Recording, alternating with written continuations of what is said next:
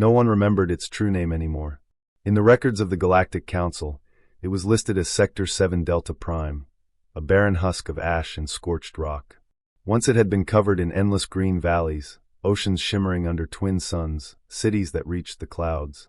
But after the resource wars, nuclear storms and orbital bombardments had turned it into a graveyard. The Council wrote it off as a closed system, marked with warning beacons and orbital mines to keep scavengers away. It was easier to forget a world than to face the guilt of killing it. From orbit, you could see the swirling brown dust storms that rose like angry phantoms, sweeping over skeleton cities and dried riverbeds. Even the machines left behind had shut down long ago, rusting into silent tombs. That was the world Jonah saw when he first arrived. A single human, stepping off an old shuttle so battered it looked like it might fall apart under a strong breeze. When asked why he would go to such a place, Jonah had only shrugged. Because someone has to, he'd said. No one followed him. No one expected him to survive more than a few hours. The atmosphere was barely breathable, the surface radiation high enough to boil blood over time. There were no broadcasts, no emergency beacons, just silence. Jonah ignored all of it. The first thing he did was open his pack and pull out a small tin box.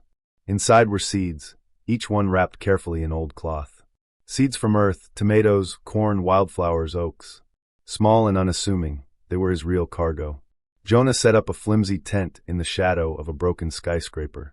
He rigged water collectors from shattered panels, dug into cracked soil with his bare hands. Every morning he stepped out into the poison air, coughing through his makeshift mask, and worked the ground. He mixed old compost he'd carried, scraped nutrients from buried storage tanks, crushed minerals into the dirt. He moved like a ghost through the city, collecting rusted parts, scraping dew off corroded metal, scavenging anything that could hold or purify water. At night, he sat under the black sky and whispered to the seeds as though they could hear him. Weeks passed. The Council's observation drones captured images and forwarded them to disbelieving officials. A lone human, planting green patches amid a sea of gray. A single tent, ringed by young sprouts, flickering under the cold starlight. Some officials wanted to send a retrieval ship, to drag him back before he wasted his life. Others insisted he posed no threat, and should be left to his delusion. Meanwhile, the sprouts rose higher. The dust storms battered them, broke some, but Jonah replanted every single one. When water ran out, he rationed his own, his skin cracking and his muscles wasting. One day, a storm tore through and flattened his entire first field. Jonah crawled from his tent after it passed, staring at the flattened stems and ripped leaves. He dropped to his knees and wept into the dirt, his tears turning to muddy rivulets around the broken green. Then he stood up, and began again.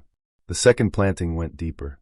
Jonah learned to build small stone walls from rubble to guard against the wind. He dug trenches to capture what little moisture drifted in.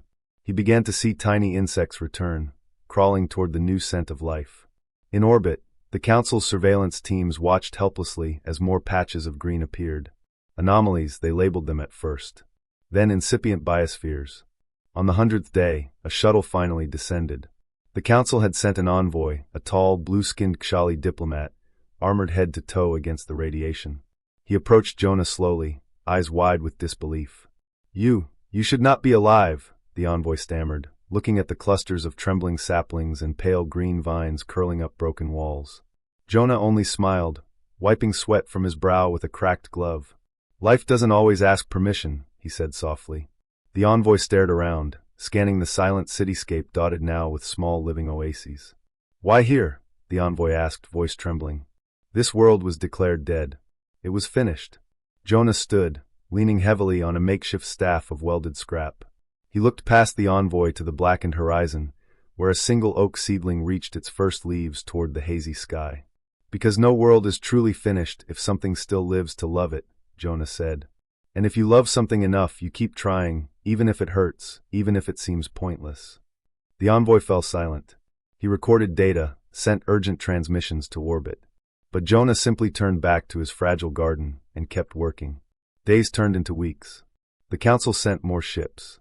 Not with bombs or bulldozers this time, but with water tanks and small nurseries, even volunteers in sealed suits who at first couldn't understand why they felt tears slipping down their cheeks as they helped Jonah plant. In time, the insects multiplied. Birds came from hidden nests, sensing change. Tiny mammals dug cautious burrows. Roots cracked the streets open, splitting ancient concrete with quiet patience. The green patches merged, weaving a trembling tapestry of life across the ash fields.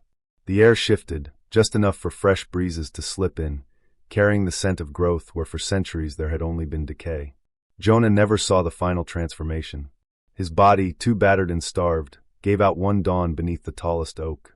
They found him slumped against its trunk, a contented smile on his face, one hand resting on young wildflowers growing at his feet. When news spread, whole worlds wept. The council declared the planet reborn, renaming it Jonah's Sanctuary.